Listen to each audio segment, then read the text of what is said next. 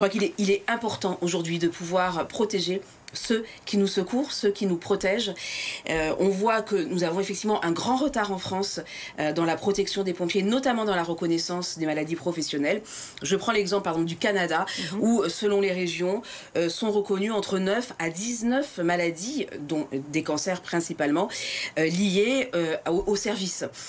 Il est donc très important que nous puissions aller de l'avant, que nous puissions nous mettre aussi en adéquation avec ce que le Centre international de recherche du cancer a révélé il y a maintenant 2 ans, en expliquant que l'activité de sapeur-pompier était cancérogène pour l'homme. Donc ça, ce sont des données qui sont officielles. Scientifiques et officielles, absolument. Les soldats du feu, lorsqu'ils étaient en grève en février dernier, ont demandé la reconnaissance de 7 cancers, car actuellement, il n'y en a qu'un seul, celui du nasopharynx. Vous aussi, vous souhaitez que ces 7 cancers soient reconnus? Oui, absolument. Aujourd'hui, 2 formes de cancer sont reconnues, celui-ci et puis un cancer du foie.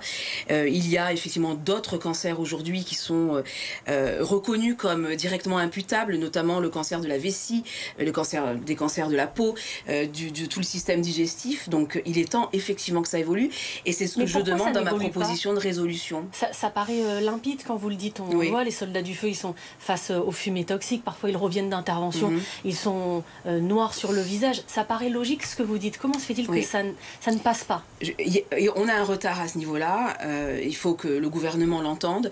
Il faut que les gouvernements entendent les pompiers, entendent les SDIS, qui, eux, souvent ont pris les devants, notamment le SDIS 06, qui est précurseur en la matière, parce qu'avant de reconnaître les maladies professionnelles, il faut les éviter, évidemment, et prévenir et protéger nos sapeurs-pompiers. Le SDIS du 06 le fait depuis 2018. Il a une doctrine très précise et volontariste sur le sujet, notamment, par exemple, en intégrant une détection de certains cancers, comme celui de la vessie, avec, par exemple, des bandelettes urinaires qui sont utilisées couramment.